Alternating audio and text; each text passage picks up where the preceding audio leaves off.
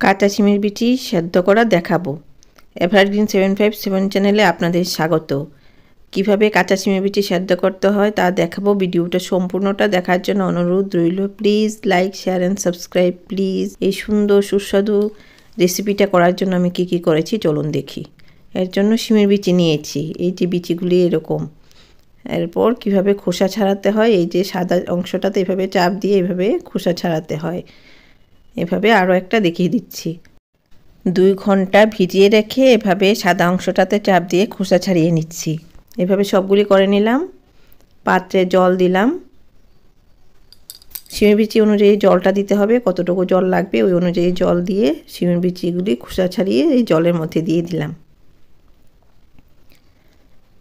এরপর নুন দিচ্ছি পরিমাণ বুঝে।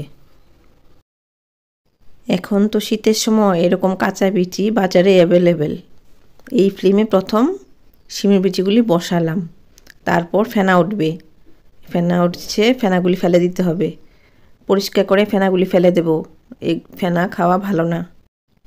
এভাবে শিমের বিচির ফেনা যে উঠেছে এগুলি ফেলে দিচ্ছি, একেবারে পরিষ্কার করে নেব, ফেনা আর থাকবে না। এই যে আরও যা ফেনা উঠছে তাও পরিষ্কার করে নেব। 15 মিনিট পর দেখে নিচ্ছি সেদ্ধ হয়েছে কিনা। শিমের বিচিগুলি সুন্দরভাবেই সেদ্ধ হয়ে গেছে। এখন এই যে ডালের কাঁটা দিয়ে এটাকে এভাবে শিমের বিচিগুলিকে ভেঙে নেব। এভাবে পেস্ট করে নিলে মুলায়ম হবে, খেতে ভালো লাগবে। শিমের বিচি দিয়ে ডাল রান্না করা যায়, সবজি দিয়ে এরকমভাবে শিমের বিচি সেদ্ধ করে রান্না করা যায়, মাছ দিয়ে রান্না করা যায়। 3টি রেসিপি বললাম। এভাবে এখনও পেস্ট হয়নি, আবারও এভাবে ডালের কাঁটা দিয়ে পেস্ট করে নিতে হবে।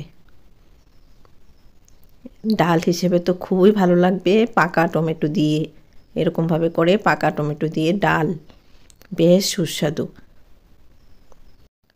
শিমের বিচিটা পেস্ট হয়ে গেছে। এখন টেস্টের জন্য হলুদ দেব। হলুদ এই পরিমাণে দেব যে বেশি না, একটা পরিমাণ বুঝে হলুদটা দিয়েছি।